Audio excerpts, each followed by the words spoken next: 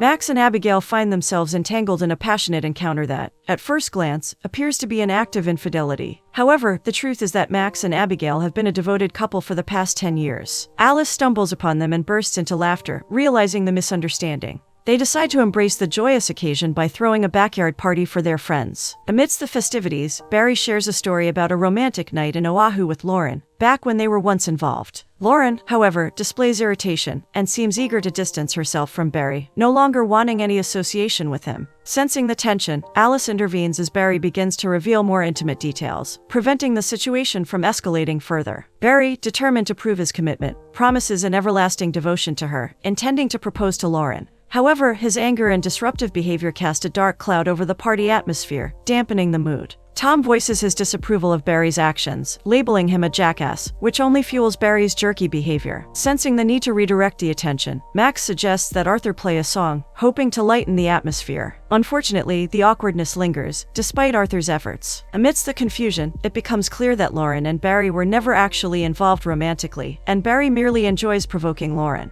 Meanwhile, Arthur, harboring an interest in Lauren, hopes that Abigail will speak highly of him to her. The evening takes a further downward spiral when a heavily intoxicated Barry accidentally breaks a vase, causing concern among their friends. They attempt to reason with him and guide him away from harassed Lauren, hoping to restore peace to the gathering. To defuse the situation, Max takes Barry outside and escorts him home, recognizing the need for his friend to regain composure. As the night progresses, Arthur takes the stage and dedicates a heartfelt song to Abigail, showcasing his skillful guitar playing and soothing voice. However, the mood takes a sudden somber turn when the police arrive, delivering devastating news. Abigail is overwhelmed with despair as she learns of the loss of her beloved husband on their 10th wedding anniversary. The atmosphere of happiness swiftly transforms into one of grief and profound sadness, leaving their friends and loved ones in a state of shock and mourning. The backyard once again serves as the venue, this time for Max's funeral. It becomes evident that Barry is alive, and potentially played a role in Max's tragic demise, adding to the sense of turmoil surrounding him. Arthur's anger towards Barry intensifies, but their friends intervene, working to calm Arthur and prevent any further conflict. Barry is genuinely remorseful, expressing deep regret for his actions and the impact they have had. As Max's mother, Alice, mourns by the door, the weight of the loss becomes even more palpable. Arthur approaches Alice, apologizing for any distress caused by the situation. The gathering of family and friends is consumed by grief, struggling to come to terms with the profound sadness that Max's departure has brought upon them. In a corner, Abigail sits, lost in her thoughts, and she is approached by Max's father, who tries to find the words to comfort her. However, the weight of the loss renders him speechless, unable to offer the comfort he desires to provide. Amid the somber atmosphere, Henry shares a poignant tale about the time when Max first met Abigail. Max had mischievously taken Abigail's keys, using them as a ploy to ensure she would stay and engage in conversation with him. The story unfolds, highlighting a darkly romantic narrative that Max himself recounts to Henry during a phone call. For Max, waking up to find Henry by his side was a moment of immense happiness, as he had finally found the girl he was searching for and successfully ensnared Abigail's attention. The air is heavy with sorrow as the mourners grapple with the profound loss of Max's vibrant presence. The backyard, once a place of celebration and joy, now becomes a solemn space where memories of Max are cherished and shared, providing solace in the face of overwhelming grief. In the aftermath, Henry finds it difficult to comprehend the cruel twist of fate that has befallen his son. The reality seems unbelievable, and the weight of grief hangs heavily upon him. Barry approaches Henry and attempts to engage in conversation, but Alice's disgust towards Barry is evident. Despite this, Barry manages to have a conversation with Henry, who inquires about the last moments they shared before the crash. Their conversation turns to the topic of women being unpredictable, providing an intriguing insight into their past discussions. Henry acknowledges that he had said such things to Max, and they find themselves reminiscing about their shared experiences with Max, cherishing the memories they hold dear. Meanwhile, Lauren chooses to stand by Abigail's side, offering her support and companionship. Abigail remains seated on the bench, seemingly lost in her thoughts. She breaks her silence and confesses her uncertainty about what to do next. However, Lauren reassures her that it's all right not to have all the answers, reminding her that healing from such a tragedy takes time, and that some wounds may never fully heal. The weight of grief and loss is something that cannot be easily overcome. 6 months pass, and Barry takes a significant step toward recovery by attending an Alcoholics Anonymous meeting, seeking help to overcome his struggle with alcoholism. He grapples with overwhelming guilt, particularly regarding the role he played in the demise of his best friend. Despite the tension and animosity between Barry and many of their friends, he continues to pursue Lauren, hoping for a chance to reconnect with her. However, Lauren remains steadfast in her rejection of him. Barry is acutely aware that the majority of his friends and close acquaintances hold him in contempt due to his actions. He accepts their disdain, but longs to recapture the bonds they once shared, yearning for a return to the way things were. The O'Connell family grapples with the immense void left by Max's absence, as they try to navigate their lives without him. Henry finds solace in looking at a childhood photo of Max, reminiscing about happier times, while Alice immerses herself in her work, perhaps as a way to cope with the overwhelming grief. Meanwhile, Jennifer Miller receives a call from Abigail, who cancels their plan to go jogging. Abigail expresses her desire to move away, filled with regret for not truly living her life and being consumed by the hustle and bustle. Seeking a fresh start, Abigail decides to retreat to the countryside, to the cabin that was once part of her and Max's plans. Max and Abigail had taken out an insurance policy on each other, and upon Max's passing, Abigail utilized the payout wisely, investing it to sustain herself in the cabin. However, the cabin holds few memories of their time together, which serves as an impetus for Abigail to embark on a new chapter of her life there. Yet, despite the picturesque setting, Abigail's heart is heavy with grief, and she finds herself collapsing to the floor, overcome by sorrow. The town surrounding the cabin exudes a sleepy atmosphere, with only a handful of residents, enough to meet basic needs like groceries and fuel. During a shopping trip, Abigail catches the attention of a man, and the cashier attempts to engage her in conversation, highlighting the small-town familiarity where everyone knows each other. However, Abigail remains distant, unable to muster the energy for social interactions. Life in the cabin is not as idyllic as it may appear. Abigail finds herself descending into a downward spiral, grappling with alcoholism and living in a state of disarray, mirroring the struggles of someone battling depression.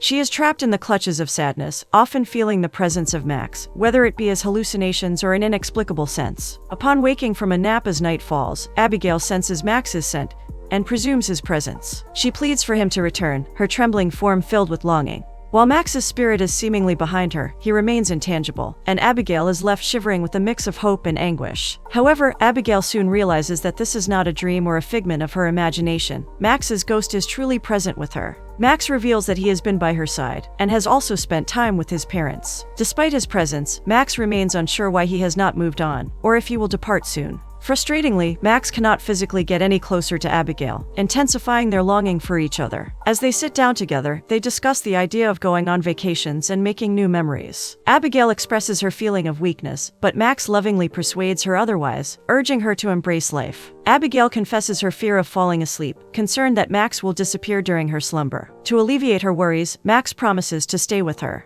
They reminisce about another cherished memory, holding on to the precious moments they shared. Morning arrives, and Abigail awakens, apprehensive about Max's presence. Yet he remains by her side. Abigail questions her sanity, feeling as though she is losing her mind. Max suggests that she begin cleaning the cabin, noting its disheveled state. Encouraged by Max's presence, Abigail embarks on the task, gradually finding herself once more. Cleaning becomes an act of rejuvenation, with Max's support and their shared joy. After 6 months, Abigail regains her stride, both emotionally and physically. She begins to prioritize her well-being, returning to healthy eating habits and nourishing her body. With the cabin now tidied up, they venture out together for a shopping trip, even though it is technically Abigail alone. However, she buys 2 pairs of items, symbolizing Max's presence in her life. The cashier notices a newfound radiance and clarity in Abigail, impressed by the positive change. They spend time together on the balcony, cherishing the beauty of their surroundings. Max recalls Abigail's dislike of visiting the cabin due to the challenging drive, while also expressing his longing for coffee. Abigail inquires if Max can see the light, but he admits to having seen it but perceiving it as hellish. Max then asks Abigail about her desires and aspirations. In response, she expresses her wish to visit a bookstore, despite Max's initial reluctance. Eventually, Max agrees, and they embark on a trip to the bookstore together. In a bittersweet twist, Abigail remains unaware that she is essentially conversing with herself, as a man in the bookstore responds to her dialogue with Max. Despite this, the presence of Max's spirit continues to provide comfort and companionship to Abigail as she navigates her altered reality. Suddenly, a man named Jack appears out of nowhere, acknowledging that he, too, engages in conversations with himself. However, Abigail feels uneasy and chooses to distance herself, slipping away from the situation. Back at home, Abigail and Max indulge in a dramatic reading, with Abigail taking on the role of the reader while Max playfully jokes around. Just the sound of Abigail's voice brings immense joy to Max. As the day draws to a close, Abigail and Max make the most of every precious moment together. They take a stroll along the shore, admiring the intricate stonework and savoring each other's company. In this serene setting, Max and Abigail ponder the next steps in Abigail's life. However, Abigail realizes that she no longer desires to return to the hectic world of business and striving. Recalling the conversation with Wendy the cashier about gardening, Abigail contemplates the idea. Max playfully suggests that they should have had children, but they had previously agreed that there are already enough people in the world. Although Max has some regrets about not having children, Abigail remains firm in her decision. A precarious moment occurs when Abigail nearly falls off a cliff, with Max, bound by his spiritual state, unable to intervene. In that intense moment, Abigail contemplates the idea of letting go and joining Max. However, Max vehemently opposes this idea, not wanting Abigail to jeopardize her. With great effort, Abigail manages to climb back up and escape the danger. Tensions arise between Abigail and Max as she grapples with regret for choosing to keep living. Amid this turmoil, Lauren joins Abigail in the cabin, and Max's spirit continues to linger, a comforting presence in their lives. Abigail shares with Lauren the harrowing experience of almost losing her life. She senses that something is amiss with Lauren, who has been seeing someone, but remains secretive about their identity. Despite Lauren's hesitation, Abigail deduces that it is Barry, even without explicitly mentioning his name. The revelation infuriates Abigail, fueling her anger. However, Abigail is also engaged in conversations with Max, which confuses Lauren. To compound Abigail's anger, Barry is present inside the cabin, able to hear their conversation, and burdened by the guilt he feels for his role in Max's passing. Max gazes at Barry with disdain, possibly blaming him for the tragic outcome. Lauren, defending Barry, confronts Abigail, highlighting the immense guilt that has taken a toll on Barry's well-being. Abigail shoots Barry a withering glare, which snaps Lauren back to reality. Despite her anger, Abigail is trying to find it in herself to forgive Barry, while Lauren sincerely expresses her apologies. Lauren remains adamant that engaging in a conversation with Barry will aid in Abigail's healing process. Reluctantly, Abigail agrees, but she is wary of becoming too entangled with Barry. However, she asks Lauren to buy another bottle of wine, feeling a sense of confusion and questioning her sanity, given that she is the only one who can see Max's presence. Left alone with Barry, they prepare to open a bottle of wine.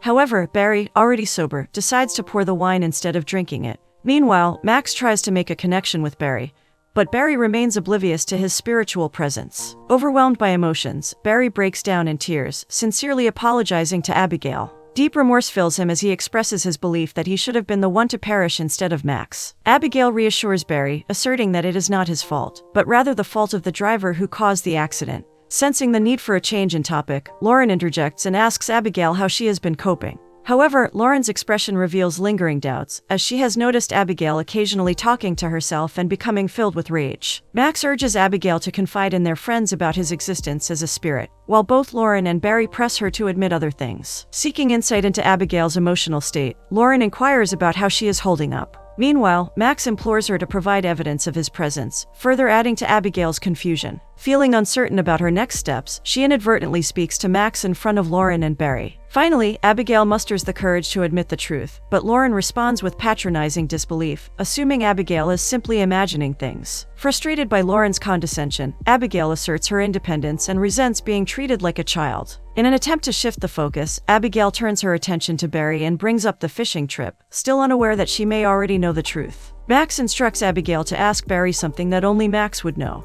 Reflecting for a moment, Barry thinks of something, albeit something indecent. He confesses to having slept with Jennifer. However, Abigail astutely answers the question, confident that Max did not reveal this information. To further convince Barry of Max's presence, Max divulges a very specific detail that only he could know. Overwhelmed by the shocking revelation, Lauren struggles to comprehend what she's hearing, particularly concerning Barry's actions. However, she acknowledges that Barry has often exhibited jerk-like behavior, even before their relationship. Overcome with remorse, Barry breaks down in tears once more, burdened by deep regret. Granting forgiveness, Max realizes that his time is drawing to an end, and he must depart. Sensing Max's imminent departure, Barry goes for a solitary walk, leaving Lauren and Abigail to process the revelations in their way. They discuss the possibility of Max eventually departing and moving toward the light. Meanwhile, Barry, believing he is alone, walks through the woods accompanied by Max. Lauren adamantly expresses her view that Abigail should not tolerate this situation, emphasizing that Abigail is human and needs human connection. Abigail leaves Lauren to prepare dinner, creating a moment of solitude. Alone with Barry, the pair attempt to reconcile and forgive each other. Abigail encourages Barry to forgive himself, and they appear to be reconnecting. Abigail yearns for the bliss she feels with Max and wants to protect it from any disturbance. Interestingly, Abigail and Lauren are revealed to be sisters. Barry, now sober, engages in chopping wood. Curiosity piqued, Lauren raises the topic of Abigail's near fall from the cliff. She attempts to make Abigail feel guilty for finding happiness in a relationship with the ghost, emphasizing the absence of physical touch. Lauren's actions start to become a nuisance, and even with good intentions, she unintentionally hurts Abigail. Lauren apologizes, but the damage is done, and Abigail harbors resentment toward her. Lauren addresses Max directly, expressing her belief that his existence is detrimental to Abigail's well-being. Barry returns with the chopped wood, and Abigail and Lauren finally reconcile, leaving Abigail alone in the cabin with the ghost of Max. However, Lauren continues to disapprove of the situation, maintaining her dislike for Max's presence. The days continue passing, and although Max no longer physically appears, Abigail can still feel his presence. It seems that Max heeded Lauren's plea to stop showing up, allowing Abigail to move on. However, Abigail still longs for Max's presence, as it provides her with a sense of normalcy amidst her grief. While outside the grocery store, Abigail encounters Jack, who approaches her loudly, apologizing for startling her at the bookstore. It seems that Jack is always around, constantly crossing paths with Abigail. Jack proceeds to show Abigail the garden, which appears to have pots that are always missing. Abigail learns that Jack is a landscaper and shares with him her recent sighting of Mossland. As Jack starts telling her about a waterfall, Alice and Henry appear. Jack straightforwardly introduces himself as Scottish, which is interestingly related to Max's Irish heritage. However, when Abigail is asked if Alice and Henry are her parents, the conversation takes an awkward turn. Jack now realizes that the woman he is talking to has been married before, and that Alice and Henry are her late husband's parents. This encounter serves as an enlightening lesson about boundaries and the need to exercise caution when approaching people. Despite the awkwardness, Jack continues to hang around while Henry goes to the bathroom, and Alice opens up about their challenging circumstances back home, explaining their reason for traveling. Abigail, feeling a connection with Jack, confides in him about her deceased husband. Though such a personal topic might not be appropriate for a casual conversation with someone she just met, Abigail abruptly leaves, but then goes back inside to inform her parents. The previous lively atmosphere with Jack suddenly fades, and to Abigail's surprise, Max appears mocking a Scottish accent, but he has a redneck American accent. Jack mistakenly thinks Abigail is looking at him, unaware of Max's presence. During dinner at the cabin, Henry interrogates Abigail, expressing concern that she may replace Max. He becomes increasingly agitated, scolding his wife for her perceived insensitivity towards their son's fate. Alice, angered by Henry's assumptions, explains that everyone grieves differently and reminds him that Max wouldn't want them to suffer in that way. Overwhelmed by her pain, Alice breaks down in tears, while Max can only watch from the corner, sharing in her sorrow. Abigail attempts to comfort Alice, but Henry steps in and apologizes for his insensitivity. Although Max is present with Abigail, they are unable to reveal the truth about Max's ghostly presence. Alice and Henry decide to stay the night. It becomes apparent that Alice is aware of Barry and Lauren's situation. Barry approached them weeks before, apologizing and informing them of his changed ways. Alice acknowledges Barry as a good man, who has been in love with Lauren for a long time. In the room, Henry searches for something, a match and a candle, but is unable to find them. Max desperately shouts at him, indicating their location. In a moment of desperation, Max mysteriously moves the candle. Later that night, Abigail informs them that Max misses them, sparking a discussion between Alice and Henry about the presence of Max. They hold differing opinions, with Alice not wanting Max's spirit around, while Henry desires his presence. After their parents leave, Max does not appear for a few days. Eventually, he reappears and confesses to Abigail that his continued presence is not beneficial for her. However, Abigail refuses to let him leave, considering it perfectly normal to keep him around. Max convinces Abigail to be open to falling in love with someone else, since he cannot even touch his wife. Max then disappears, leaving Abigail in despair. Max engages in a conversation with an unknown entity, questioning why he cannot stay with Abigail, and what purpose his presence serves. A sense of wrongdoing overwhelms Max, as if he is being manipulated by whomever he is speaking to. Meanwhile, Abigail descends and heads to the bridge where Max proposed, barefoot, indicating her intention to become a spirit like Max. Despite Max's deep concern, and the possibility that it may be too late, he suddenly receives an answer and is transported to Jack. Max attempts to communicate with Jack, but Jack cannot hear him. However, he senses something unusual. Overwhelmed by intense emotions, Jack feels a compelling urge to go to the bridge. He hastily drives his car to the location where Abigail wanders barefoot. Just as Abigail reaches the other side of the bridge, ready to jump, she searches for Max, but he does not appear in her eyes. Although Abigail is determined and unwilling to perish, Jack arrives just in time to prevent her from falling off. Abigail breaks down in tears and embraces Jack. Abigail is taken to Jack's home to seek solace, and Jack takes care of her. He offers comforting words, assuring Abigail that her feelings are valid and normal. In a vulnerable moment, Jack opens up about his tragedy, having lost his own wife. He expresses his determination to find beauty in life, despite the pain. After providing support, Jack leaves Abigail to rest. Max remains present and observes as Jack drinks, and comes across a photo of him and his deceased wife. Max advises Jack to simply be a good person. 5 months pass, and Abigail is now attending meditation classes. She and Jack are already in a relationship, yet Max continues to linger. Surprisingly, it has not been a year since Max's departure. Max becomes bothered by witnessing Abigail and Jack kissing.